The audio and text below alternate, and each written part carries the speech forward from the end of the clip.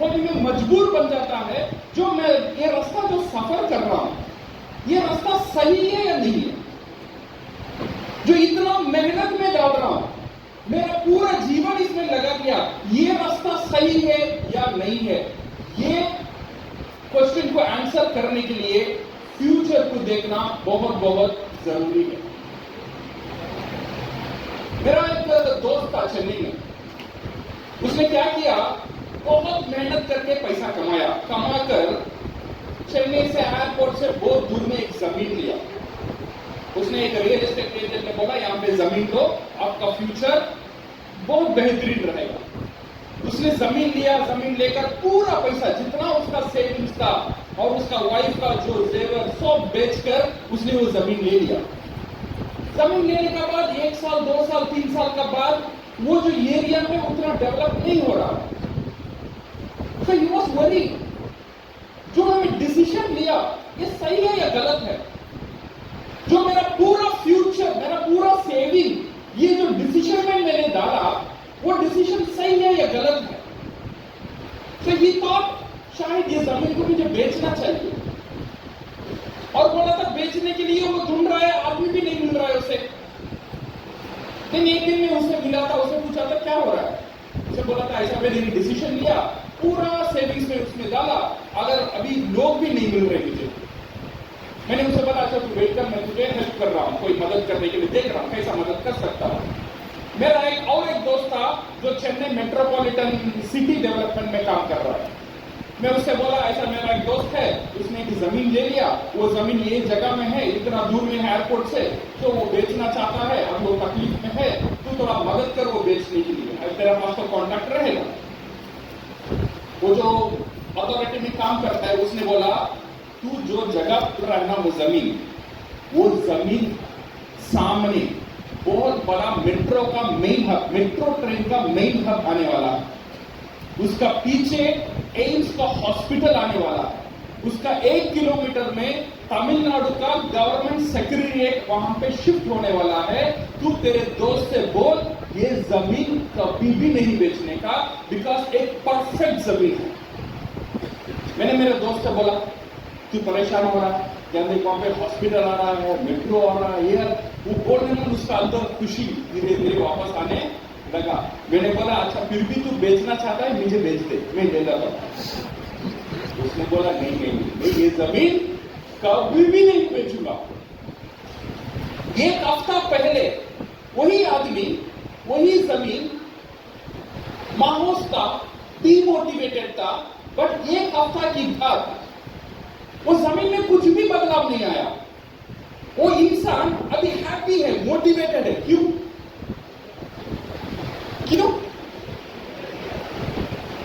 एक ही चीज उसे मालूम पड़ा, फ्यूचर के बारे में मालूम पड़ा। सिर्फ वो फ्यूचर के बारे में मालूम पड़ा, उसका अंदर जो कॉन्फिडेंस आया, उसका अंदर जो मोटिवेशन आया, उसका अंदर जो खुशी आया, बिकॉज उसको फ्यूचर कैसा है वो पता चला। तो इसीलिए my dear friends, we should know the future. हमारा फ्यूचर क्या है ये देखना भी बहुत जरूरी है। हमारा फ्यूचर ये डीएक्सएल में क्या है, और मेरा परिवार का फ्यूचर ये डीएक्सएल में क्या है, और मेरा परिवार जनरेशन टू जनरेशन उनका फ्यूचर ये हमारा कंपनी में कैसा है, ये देखना बहुत जरूरी है। If you want to see the future, आपका जो फ्यूचर है 4 चीजों में है, 4 फैक्टर्स में डिपेंड होता है। हम एक एक कर देखेंगे। अगर ये चारों चीजें की फ्यूचर सही है तो मेरा फ्यूचर भी बहुत बेहतरीन होने वाला है। नंबर 1 क्या है? Number 1 is the industry itself.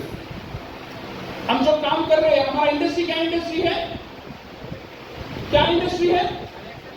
Direct selling industry. ये इंडस्ट्री कहां जाने वाला है ये देखना बहुत जरूरी है। ये इंडस्ट्री का फ्यूचर क्या है इसे देखना बहुत जरूरी है। ये इंडस्ट्री के बारे में गवर्नमेंट क्या सोचता है इससे देखना बहुत जरूरी है। जो भी इंडस्ट्री आप बोलो, दुनिया में जैसा भी इंडस्ट्री आता है, आप नाम लो इंश्योरेंस इंडस्ट्री या बैंकिंग इंडस्ट्री, सारी इंडस्ट्री जो दुनिया में आया है, ये सारी इंडस्ट्री ये जो फेसेस है, ये फेसेस का अंदर गुजर कर आता है। पहला क्या था?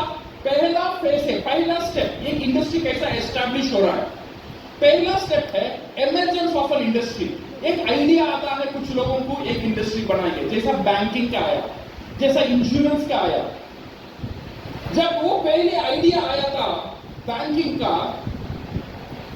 बंदा जाके बोला, देख वो जमाने में क्या करते थे, सारे लोग उनका पैसे कहां रखते थे, घर में बड़े बड़े तिजोरी रहता था, हर घर में तिजोरी के अंदर रखते थे। जब बैंकिंग शुरू हुआ, ये जाके बोला, तेरा पैसा है ना, ये सारे पैसा मेरे पास थे। उसने, मैं तेरे पास क्यों दूं, मैं मेरा बैंक में रखूंगा, सुरक्षित रखूंगा। वो बोला मेरे घर में भी सुरक्षित है, तेरे पास मैं क्यों दूं। पहले बैंकिंग का ऊपर भरोसा नहीं था। जब इंश्योरेंस आया, इंश्योरेंस को इतना फेल मजा किया गया है। इंश्योरेंस वाला क्या बोला, तू पैसा भरते रहे, भरते रहे, भरते रहे, जब तू मर जाएगा तब हम पूरे पैसे वापस देंगे। क्या अजीब का प्लान। मैं तेरे पास पैसा भरूं और मरने तक तू वेट करेगा, बाद में पैसा देगा। ये कैसा आइडिया।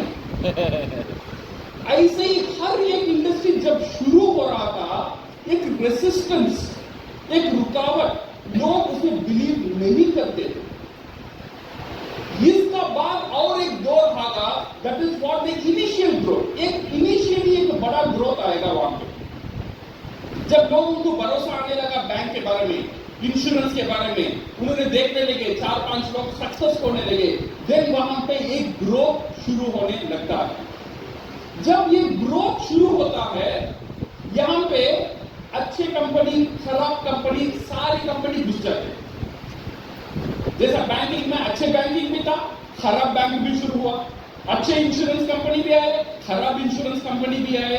ऐसा इसमें एक स्केप्टिकल और एक करेक्शन में चला जाता है इंडस्ट्री।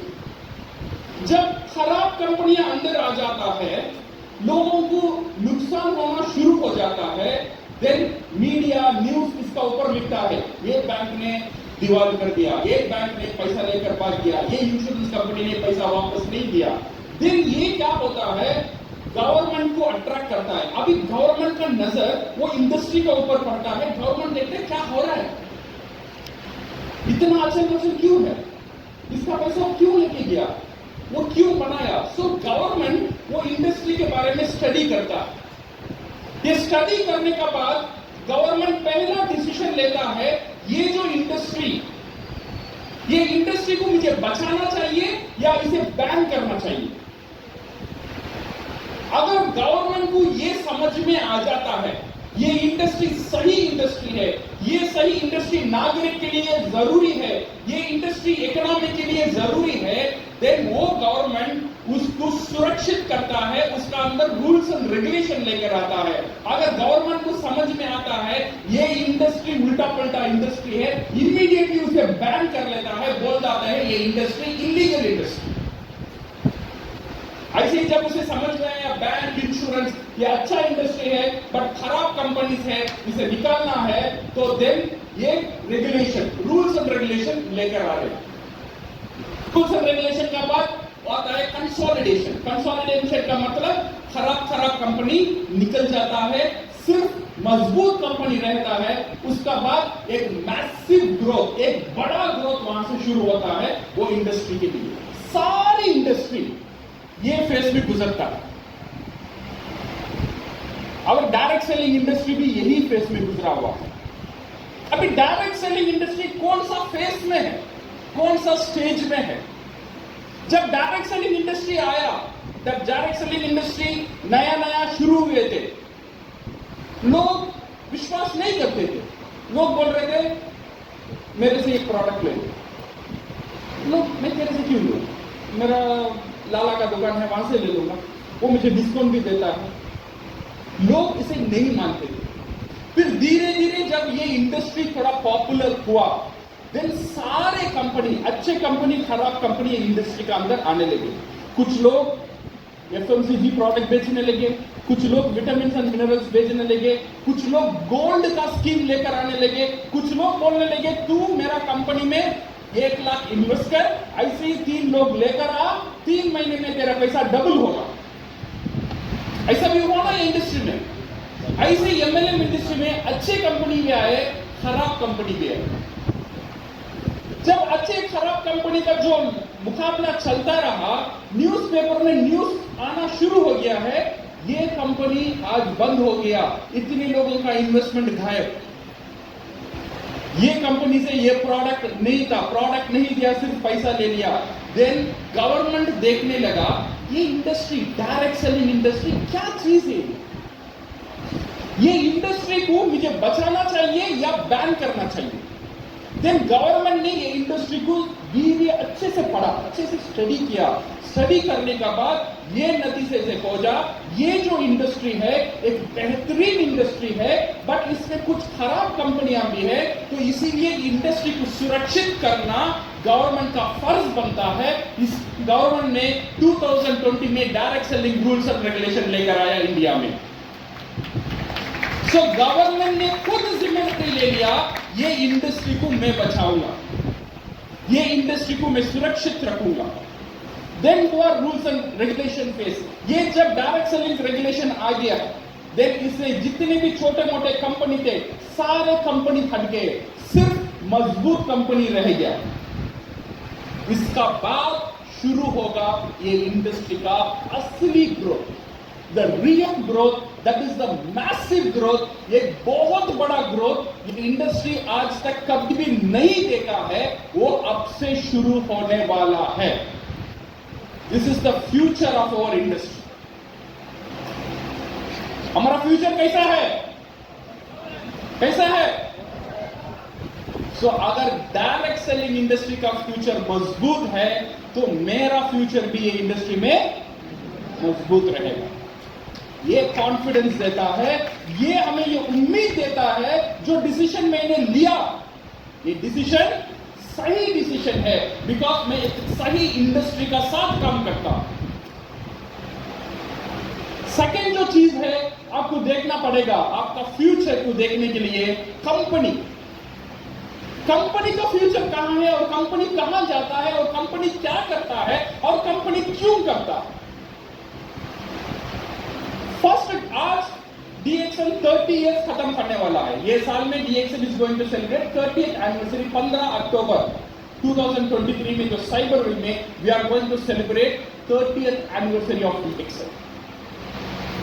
अगर हम देखेंगे 25 साल DXN का सिर्फ एक ही फोकस था, वो फोकस था एक्सपेंशन, एक्सपेंशन और एक्सपेंशन। मतलब जितने भी देश हो दुनिया में, सारी देश में DXN को पहुंचाना, सिर्फ एक ही मकसद का साथ DXN काम कर रहा था। इसलिए आप एक 5 साल पहले, 10 साल पहले, जब अभी भी सुने रहते, जब आपको न्यूज आता था, कंपनी ने ऑस्ट्रेलिया में ओपन किया, कंपनी ने अरेबिया में ओपन किया, कंपनी ने कुवैत में किया, कंपनी ने यहां ओपन किया, वो कंट्री में ओपन किया, सिर्फ कंपनी एक्सपेंशन काम करता था। अभी DXN का सेकेंड फेज, अभी DXN का कंसंट्रेशन था, और DXN अभी क्या कर रहा है, नेक्स्ट 15 साल DXN is working on self sustainability. That means जिस देश में DXN ने ब्रांच ओपन किया है, वो हर देश को आत्मनिर्भर बनाना, ये है हमारा सेकेंड फेज। इसीलिए अगर आप देखेंगे, अब आज आपको न्यूज मिल रहा है, पहले 10 साल पहले हम फैक्ट्री का नाम लेंगे, कौन सा फैक्ट्री आता था? मलेशिया, अलोसिकार, खेड़ा, सिर्फ एक ही नाम आता था। बट आज हम फैक्ट्री का नाम लेंगे, चाइना में फैक्ट्री है, सारी फैक्ट्री का बाप तेलंगाना में है, मलेशिया से 4 गुना बड़ा फैक्ट्री तेलंगाना में है, सिद्दीपेट में है, मेक्सिको में फैक्ट्री है, दुबई में फैक्ट्री है, बांग्लादेश में, नेपाल में, छोटे कंट्री या बड़े कंट्री, इट डजंट मैटर, हर एक कंट्री को आत्मनिर्भर बनाना, ये है DXN का ये तो जो दौर चल रहा है, ये बहुत इंपॉर्टेंट फेज है। सिर्फ फैक्ट्री नहीं है। लास्ट महीना जब डॉक्टर लिम आए थे, मैं गया था ओडिशा में। ओडिशा में हमने एक नया लैंड हम खरीदते थे 28 एकर्स, अराउंड 30 एकड़ का एक जमीन, ब्यूटीफुल जमीन। वो जमीन में सिर्फ एक ही प्रोडक्ट हम उगाएंगे वहां से, वो है गैनोडर्मा। सिर्फ गैनोडर्मा के लिए 30 एकड़ जमीन। वो जो गैनोडर्मा है सिर्फ इंडिया के लिए नहीं है, पूरा दुनिया के लिए वहां से जाएगा गैनोडर्मा। कल आप जो भी कंट्री बोलो, पेरू बोलो या सऊदी अरेबिया बोलो या ऑस्ट्रेलिया बोलो, अमेरिका बोलो, यूरोप बोलो, जो भी लोग आरजीजीएल खाएंगे, इंडिया का खुशबू उसमें मिलेगा। This is what we call self sustainability. Pratik sir बोल रहे थे 10,000 एकड़, कैन यू इमेजिन? एक एकड़ 40,000 स्क्वायर फीट है। तो 10,000 एकड़ का मतलब इवन आप कार में जाएंगे, सिर्फ यहां से वो कोने तक जाने के लिए 4 घंटा लगेगा। इतना बड़ा जमीन 10,000 एकड़। वो 10,000 एकड़ क्यों? बिकॉज डीएक्सन का सोच देखो, सिर्फ फैक्ट्री नहीं है, फैक्ट्री को जो रॉ मटेरियल चाहिए, जो उगाने का जो रॉ मटेरियल चाहिए, वो भी डीएक्सन का अंदर ही रहेगा। कल्टीवेशन भी हम भी करेंगे, कल्टीवेशन हमारा होगा, फैक्ट्री हमारा होगा, मैन्युफैक्चरिंग हमारा होगा, डिस्ट्रीब्यूशन हमारा होगा। डीएक्सन किसी का ऊपर कभी भी निर्भर बनने का सिचुएशन नहीं आएगा। तो देखो हमारा सुरक्षित, हम जितना सुरक्षित है, हमारा फ्यूचर जितना सुरक्षित है, ये सोचो। बिकॉज ये जो हम है ना, हम आप आज रहेंगे, कल नहीं रहेंगे ये दुनिया में। फिर हमारा बेटा आएगा, वो चला जाएगा, पोतनी आएगी, वो चला जाएगी, पोता का पोता आएगा, वो भी चला जाएगा। बट ये फैक्ट्री और जमीन और ये सिस्टम चलता ही रहेगा, चलता ही रहेगा, चलता ही रहेगा।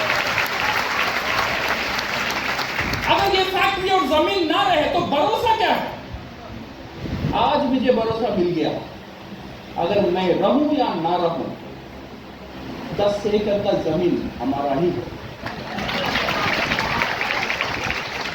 दैट इज व्हाट जो दूसरे कंपनी का साथ नहीं है, वो हमारा पास है, वो है हमारा फ्यूचर का guarantee.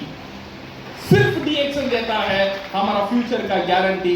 That is what we call, it is an everlasting company. सब डीएक्सन का फ्यूचर इतना मजबूत है तो हमारा फ्यूचर कैसा रहेगा? ये हमें भरोसा दिलाता है जो डिसीजन मैंने लिया वो एक सही डिसीजन है, वो एक मजबूत डिसीजन है। नंबर 3, हमारा फ्यूचर डिपेंड करता है प्रोडक्ट का ऊपर। प्रोडक्ट हमारा हथियार है, ये हथियार कितना अच्छा रहेगा, ये बिजनेस उतना अच्छा रहेगा। सही है ना? जब डीएक्सन शुरू हुआ था 2000 में, जब मैं चेन्नई में ज्वाइन हुआ था 2000 में, जब डीएक्सन वहां से शुरू हुआ था, तब डीएक्सन का मार्केट, हमारा चेन्नई ऑफिस में 200 लोग 300 लोग आते थे हर दिन। और अगर इसमें देखेंगे 80% लोग मरीज थे। बिजनेस ये लोग जाके जाके मरीज को ले आते थे। वो टाइम में कैलकुलेशन था, डायबिटीज को पकड़ो स्टार एजेंट बनोगे, कैंसर को पकड़ो डायमंड बन जाओगे। नो, ऐसा एक दौर चलता था, लोगों को समझ, बिकॉज ये प्रोडक्ट के अंदर इतना ताकत था, जिसे भी खिलाओ वो काम करता है, सबको खिलाते काम करता है। सो लोगों ने इसे एक गलत पोजीशन कर लिया। ये जो प्रोडक्ट है ये दवा है, ये इलनेस इंडस्ट्री के लिए है। 2000 से 2010 तक हमारा जो मार्केट था छोटा, जो इलनेस इंडस्ट्री का अंदर सहमित रह गया। फिर 2010 से 2020 तक जो आरजीजीएल स्पाइरुलिना दवाखाने में था, डाइनिंग टेबल तक चल कर आने में 10 साल लग गया। बाय ट्रेनिंग, लोगों को बोलते ये जो चीज है, it's a food, it's a super food, it is not a medicine, it's a super food. आपको खाना है, आपका बच्चा को खाना है, आपका माँ बाप को खिलाना है, सारे लोगों को खिलाने, बोलते बोलते बोलते now this product has become ये मेन कैटेगरी बन गया वेलनेस इंडस्ट्री में। पहले स्पाइरुलिना वहां पे रहता था दवाई का शीशे के साथ, आज स्पाइरुलिना डाइनिंग टेबल में। मेरा बीवी नॉर्मल डोसा बनाती थी, मैं स्पाइरुलिना बनाकर उसे सुपर डोसा बनाता था। नॉर्मल इडली आता था मेरे सामने, स्पाइरुलिना डाला बन गया सुपर इडली। सो हर खाने को सुपर बनाने का, ताकतदार बनाने का टेक्निक डीएक्सन खाना ने हमको दिया। तो इसीलिए ये जो प्रोडक्ट है इट कम्स इन 2020, ये न्यूट्रिशन का ऊपर डीएक्सन ने काम किया। 2020 का बाद अगर आप डीएक्सन प्रोडक्ट का दौर देखेंगे, हर नॉर्मल चीज हमको मिलना शुरू हो गया है। नमक से लेकर अगरबत्ती तक डीएक्सन में है। 2000 में ये सोच से बाहर था डीएक्सन नमक लेकर आएगा, गैनोडर्मा कंपनी नमक बेचेगा। बट आज ये दौर है, कल और एक दौर आएगा, आप जो भी प्रोडक्ट का नाम लोगे वो प्रोडक्ट डीएक्सन में रहेगा। जैसा प्रदीप सिंह ने बोला था, कॉफी पियो मिलियनेयर बन जाओ, टूथपेस्ट लगड़ो मिलियनेयर बन जाओ, कल लोग बोलेंगे नाश्ता खाओ मिलियनेयर बन जाओ, खाना खाओ मिलियनेयर बन जाओ। हर एक नाश्ता, हर एक खाना डीएक्सन का साथ रहेगा। ये है हमारा प्रोडक्ट का फ्यूचर। बिकॉज इतना बड़ा फैक्ट्री खामा नहीं हुआ, इतना बड़ा फैक्ट्री तेलंगाना में, वो कितना प्रोडक्ट प्रोडक्शन कर सकता है, ये हमारा सोच का बाहर है। हर एक तरह के प्रोडक्ट हमको आने वाला है फ्रॉम आवर फैक्ट्री। अगर हमारा प्रोडक्ट का फ्यूचर जबरदस्त है तो हमारा फ्यूचर कैसा रहेगा? ये एक उम्मीद देता है जो डिसीजन मैंने लिया वो सही डिसीजन। माय डियर फ्रेंड्स, मैंने 3 चीज बोला, इंडस्ट्री, कंपनी, प्रोडक्ट। ये एक तरफ, अभी जो बोलने वाला हूं ये एक तरफ, इसका वजन और ज्यादा है। ये है हमारा एक्शन, हम क्या काम कर रहे हैं डीएक्सन में, ये भी डिपेंड करता है हमारा फ्यूचर को सजाने में। ये जो है ये एक नेटवर्कर का स्टेज है। जैसा मैंने इंडस्ट्री का स्टेजेस बताया था, ऐसे ही ये नेटवर्कर का स्टेज है। पहला स्टेज है स्टार्टिंग स्टेज। जब हम फॉर्म साइन करते हैं हम बोलते हैं स्टार्टिंग स्टेज। स्टार्टिंग स्टेज का बाद एक नेटवर्कर सेकेंड स्टेज में जाता है, it is called building stage. माने मेंबर को ले आता है, सेमिनार करता है, पीवी होता है, स्टेटस होता है, then it go to the momentum stage. उसका बिजनेस धीरे धीरे बढ़ने लगता है, बोनस बढ़ने लगता है, पीवी बढ़ने लगता है, स्टेटस बढ़ने लगता है। ये मोमेंटम का बाद आता है स्टेबिलिटी स्टेज। स्टेबिलिटी स्टेज का मतलब ये लीडर को अभी महसूस हो जाता है, हाँ अभी मेरा टीम और मेरा पीवी धीरे धीरे बढ़ता ही रहेगा, ऐसा एक सेटअप मेरा नीचे आ जाता है। देन आता है सक्सेशन स्टेज। सक्सेशन स्टेज का मतलब ये लीडर को अभी ये पता चलता है मेरा जो लीडर है वो इंडिपेंडेंट हो चुके हैं, अभी मुझे उनका ऊपर काम करने की जरूरत नहीं है, वो खुद ब खुद इतना ताकतदार बन गए हैं, खुद का बिजनेस को खुद संभाल सकते हैं। जब ये पता चल जाता है देन आ जाता है रिटायरमेंट स्टेज। दुबई में गोल्डन वीजा लो और वहां पे राजा के रह जाओ। सही है ना? प्रोफेसर कहां है? चेन्नई में तो कहां है? दुबई में है या अमेरिका है, किसे पता है क्या कहां पे क्या डांस करते हैं, क्या गाना गाते हैं, किसे भी पता है।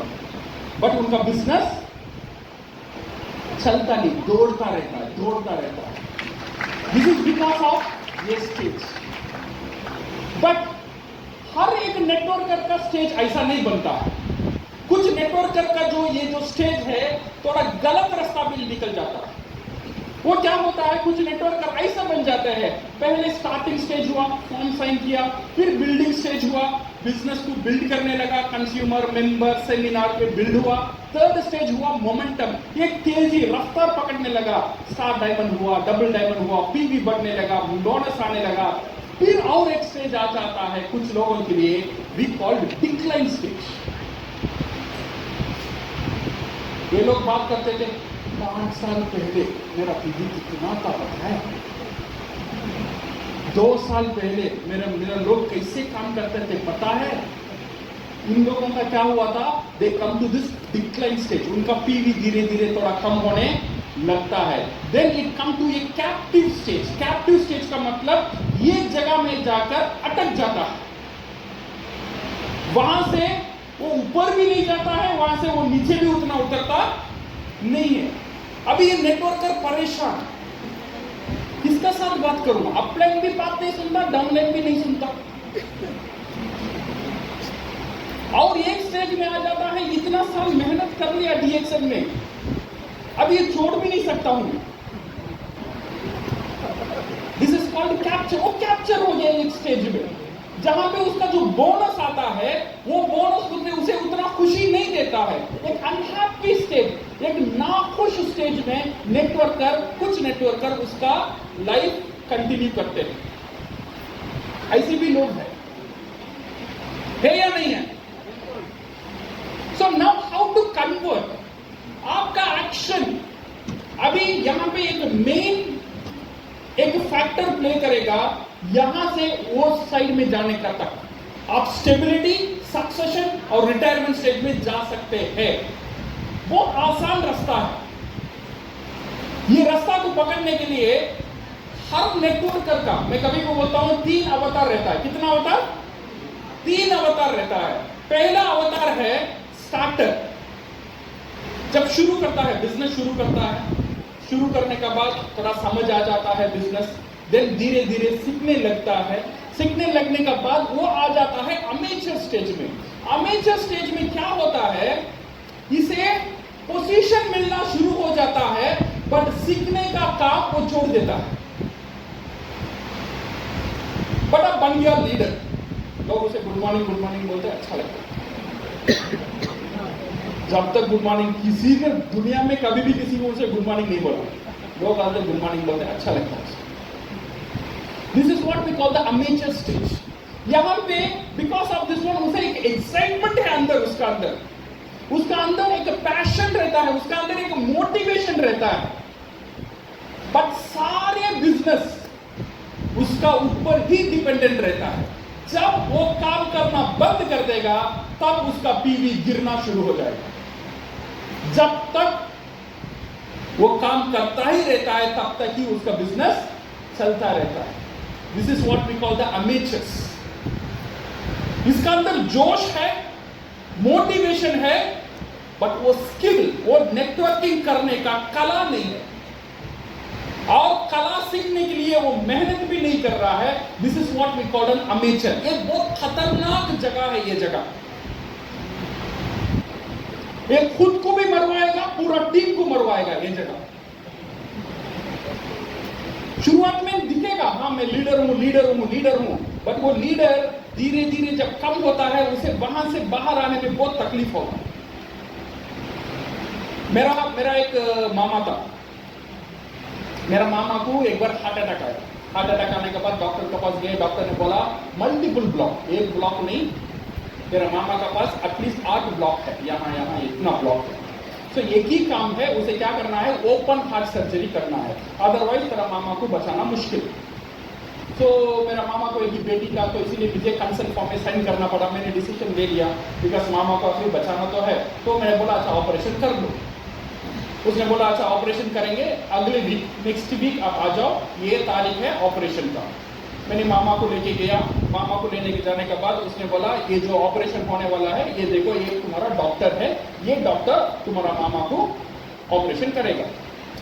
अच्छा डॉक्टर के साथ थोड़ा परिचय हो जाए, बिकॉज एक ही मामा है। तो मैंने डॉक्टर को बोला डॉक्टर मेरा एक ही मामा है, थोड़ा देख के करना, बहुत प्यारा मामा है। और डॉक्टर ने बोला mister Rafi don't worry, I am fully motivated हूँ ऑपरेशन करने के लिए। 2 हफ्ते से वेट कर रहा हूं ये ऑपरेशन के लिए। मैं पूरा एक्साइटेड हूं ऑपरेशन करने के लिए। तुम्हारा समझ की बाहर है, मेरा अंदर कितना उत्साह आता है, कब मैं वो हाथ को चीरूं या खोलूं। मैं वेट कर रहा हूं ऑपरेशन करने के लिए। मैं ये देखने के बाद मुझे डाउट हुआ। मैंने बोला, डॉक्टर तुम्हारा कितना ऑपरेशन? उसने बोला, आज तक मैंने ऑपरेशन नहीं किया, बट मैं मोटिवेटेड हूं। आज तक कोई भी मुझे भरोसा कर कोई भी बंदा नहीं आया, तेरा मामा आज बन गया। मेरे पास एक्साइटमेंट है। अरे वो डॉक्टर का एक्साइटमेंट और मोटिवेशन के लिए मेरा मामा कुर्बान हो जाएगा। सही है ना?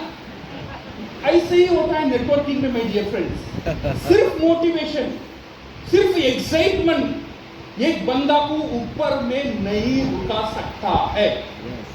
एक दिन ना एक दिन वो नीचे आ जाए। शायद उसका पिन मिल गया, डबल डायमंड हो गया, क्राउन डायमंड मिल गया, बट अगर उसका अंदर वो जो स्किल नहीं है, नेटवर्किंग का समझ नहीं है, नेटवर्किंग समझने के लिए कोशिश नहीं है, ट्रेनिंग अटेंड नहीं कर रहा है, ट्रेनिंग नहीं दे रहा है, जो नेटवर्किंग के लिए जो चीज जरूरी है, बुक पढ़ना, किताबें पढ़ना, काम करना, अगर वो काम फील्ड में नहीं कर रहा है, ये डॉक्टर जैसा ही रहेगा, मोटिवेटेड रहेगा, बट कुछ नहीं आएगा।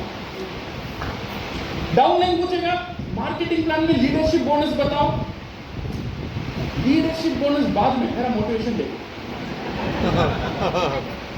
आरजीजीएल में क्या क्या है, पॉलीसैकेराइड क्या है, वो बाद में। एक्साइटमेंट देखो मेरा कितना है, कितना दिन चलेगा। ये जो मोटिवेशन, ये सब है ना, मैजिक है। पर जी सर बोला ना, real. If you want to become a real leader, you should go as a professional. Professional होना चाहिए। You want to become a real leader. Professional कैसे बने? अगले क्वेश्चन आता है, मैं प्रोफेशनल कैसे बनूं? क्या प्रोसीजर है इसका? और ये अमेचर और स्टार्टर, ये प्रोफेशनल का साथ क्या डिफरेंस है? एक ही डिफरेंस है my dear friends. Amateurs work for the result, professional work for the process. ये ख्याल रखना। दो चीज रहता है, एक है रिजल्ट और एक है प्रोसेस। अमेचर्स काम करते हैं रिजल्ट के लिए और प्रोफेशनल काम करते हैं प्रोसेस के लिए। ये रिजल्ट क्या है या प्रोसेस क्या है? से फॉर एग्जांपल 3000 पीवी करना, कैसे भी करके 3000 पीवी कर लेना, ये रिजल्ट। एक नेटवर्कर का दिमाग कहां जाता है, ये महीना कैसे भी करके 3000 पीवी। सिर्फ वो 3000 पीवी का अंदर ही उसका दिमाग गिनता है, सिर्फ 1000 पीवी का ऊपर ही उसका फोकस रहता है। वो सोचता है कैसे भी करके खुद का पैसा लेकर, यहां से लोन लेकर, उससे थोड़ा लोन लेकर 1000 पीवी कर लूं या 3000 पीवी कर लूं।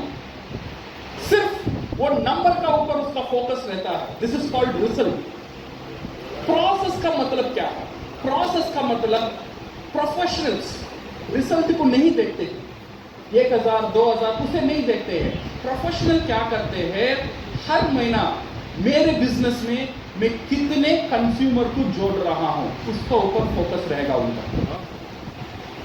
ये महीना 2 कंज्यूमर, अगले महीना और एक 2 कंज्यूमर, तो कितना कंज्यूमर हुआ? 4 कंज्यूमर। अगले महीना और एक 2 कंज्यूमर या 3 कंज्यूमर। ऐसा जाते जाते जाते जाते प्रोफेशनल को अगर हम देखेंगे, उसका पास 20 या 30 या 40 कंज्यूमर बढ़ता ही रहेगा, बढ़ता ही रहेगा, बढ़ता ही रहेगा।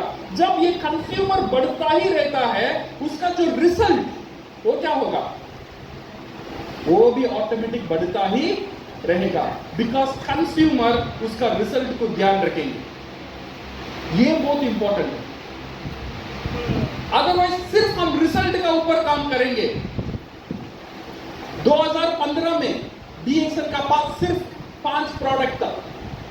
मैं एक लीडर से पूछा, जब 5 प्रोडक्ट था, तुम्हारा पर्सनल पीवी कितना था? मैं वो टाइम में ही 3000 करता था। Very good. 5 साल का बाद अभी 50 प्रोडक्ट है, पर्सनल पीवी क्या है? कितना है? अभी भी 3000 ही है। तो प्रोडक्टिविटी क्या हुआ? बिजनेस को बढ़ाना सब चाहते हैं, यू अग्री और नॉट? सब चाहते हैं, नहीं चाहते? कौन बढ़ाएगा ये बिजनेस? अगर मैं खुद बढ़ाना नहीं चाहता हूं, ये बिजनेस को कौन बढ़ाएगा? 5 साल पहले भी 3000, 5 प्रोडक्ट था तब भी 3000, अभी 50 प्रोडक्ट आ गया है 5 साल का बाद, तभी भी 3000। तो मेरा काम में बढ़ोतरी कहां आया? एक ही प्रॉब्लम है, हम सिर्फ देखते थे रिजल्ट, वो 3000 या 4000 या 5000 रिजल्ट का ऊपर ध्यान जाता था।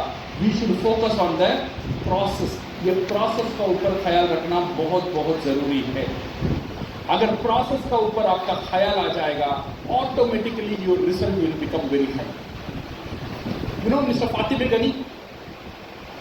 गनी जब उनका एक बहुत अच्छा बड़ा नौकरी था इसमें दुबई में, he was an aeronautical engineer थे। जब वो फुल टाइम डीएक्शन में आना चाहते थे, वो डॉक्टर लिन से पूछते थे, doctor Lin I want to quit, मैं मेरा काम छोड़ना चाहता हूँ। वो टाइम में उनको 4 लाख 5 लाख मिलता था सैलरी। मैं ये काम छोड़ना चाहता हूँ, मैं फुल टाइम डीएक्शन में आना चाहता हूँ, मुझे एक एडवाइस देना इसमें सक्सेस होने के लिए। डॉक्टर ने बोला 2 साल सिस्टम में काम करो, 2 साल बोनस को मत दे। ये जो बोनस है ना, इसे मत देखो, ये रिजल्ट है। रिजल्ट का ऊपर ध्यान नहीं देना, सिर्फ सिस्टम का ऊपर, प्रोसेस का ऊपर काम करना, यू विल बी सक्सेसफुल। आज वो crown ambassador only because of the process. My dear friends, ये देखो, this is what Prajeet sir was telling. India और पेरू, इंडिया का पॉपुलेशन कितना है? 140 करोड़ और पेरू का पॉपुलेशन 3.7 करोड़। और ऐसा नहीं है पेरू इंडिया से बहुत एक उगंदा इकोनॉमिकली एक बहुत एडवांस्ड कंट्री, ऐसा भी नहीं है। इंडिया में हर एक आदमी का जो सिटी में रहते हैं उनका एवरेज इनकम 42,000 रुपीज है। पेरू में जो सिटी में रहते हैं उनका एवरेज इनकम 35,000 रुपीज है। माने हमारा से ही उनका इनकम कम। वेयर इज एक्सपेंसेस, इंडिया में मान लो एक रोटी का दाम 100 रुपया रहता है, पेरू में सेम रोटी का दाम 135 रुपीज है। माने उनका खर्चा भी ज्यादा, आमदनी भी कम। डीएक्शन का सेल एक उल्टा मैसेज देता है। इंडिया में सेल 100% है, पेरू का सेल कितना है? 350% है, 3.5 गुना ज्यादा सेल इंडिया से। मेंबर इंडिया में भी 30 लाख है, पेरू में भी 30 लाख है। क्या कारण है? What is the main reason? इतना सेल इंडिया से ऑलमोस्ट इक्वल में है, पॉपुलेशन में तो बहुत कम में है। क्या रीजन है पेरू इतना अच्छा कर रहा है? अगर मैं प्रजीत से बात हुआ था, मुझे समझ में आया ये वन ऑफ द फैक्टर जो वो अच्छा करने का मेन कारण ये है उनका परचेस करने का ताकत। इंडिया में ये एवरेज मेंबर जो हमारा टीम में मेंबर रहते हैं ना, जो बोनस लेता है, जो वो हर महीना 6,000 रुपए का प्रोडक्ट लेता है और लेकर खुद भी खाता है, बेचता भी है। पेरू में हर एक डिस्ट्रीब्यूटर 20,000 रुपए का प्रोडक्ट खरीदते हैं। यही कारण है। अगर हमें पेरू जैसा बनना है तो क्या करना है? क्या करना है? क्या सिर्फ हमारा जो पर्सनल कंजम्पशन है उसका ऊपर ध्यान होना चाहिए, हमारा प्रोडक्टिविटी का ऊपर ध्यान होना चाहिए। मेरा टीम काम करता है, मीटिंग में आता है, नहीं सुनता है, ये सब ठीक है, मैं मान लेता हूं, बट मेरा जो काम है डिस्ट्रीब्यूट करने का, वो काम मंथली बढ़ रहा है या नहीं बढ़ रहा है? तो ये 6,000 धीरे धीरे से बढ़ना चाहिए। 6,000 7,000 होना चाहिए, 7,000 10 होना चाहिए, 10 15 होना चाहिए, 15 20 होना चाहिए, 20 25 होना चाहिए। जब 25 होगा हम पेरू से आगे रहेंगे। नहीं सर, मैं 1,000 ही करूंगा, 3,000 से ज्यादा प्रोडक्ट हम बेचेंगे नहीं। क्यों बेचेंगे नहीं? पहले आपका जो आइडेंटिटी है, आपका जो पहचानियत है, उसे पहचानिए। आपका पहचानियत क्या है? डीएक्शन में क्या है पहचानित आपका डीएक्सएन में? कौन है आप? You are a distributor. अब स्पॉन्सर, डीएक्सएन ने आपको स्पॉन्सर करके टाइटल नहीं दिया, कंज्यूमर करके टाइटल नहीं दिया, लीडर करके नहीं बुलाया, स्टॉकिस्ट करके टाइटल नहीं दिया। एक ही टाइटल दिया जब डीएक्सएन में ज्वाइन किए, तो वो टाइटल था डिस्ट्रीब्यूटर। क्या टाइटल है? डिस्ट्रीब्यूटर का मतलब क्या है? प्रोडक्ट को डिस्ट्रीब्यूट करना। क्या करना? क्या करना? डिस्ट्रीब्यूट करना। सिर्फ ये अगर समझ में आ गया, मेरा सारी बात रुक जाए। मैं डिस्ट्रीब्यूटर हूं, मेरा काम डिस्ट्रीब्यूट करना है, जितना ज्यादा कर सकूं उतना ज्यादा डिस्ट्रीब्यूट करना है, और जितना ज्यादा डिस्ट्रीब्यूटर को जोड़ना है।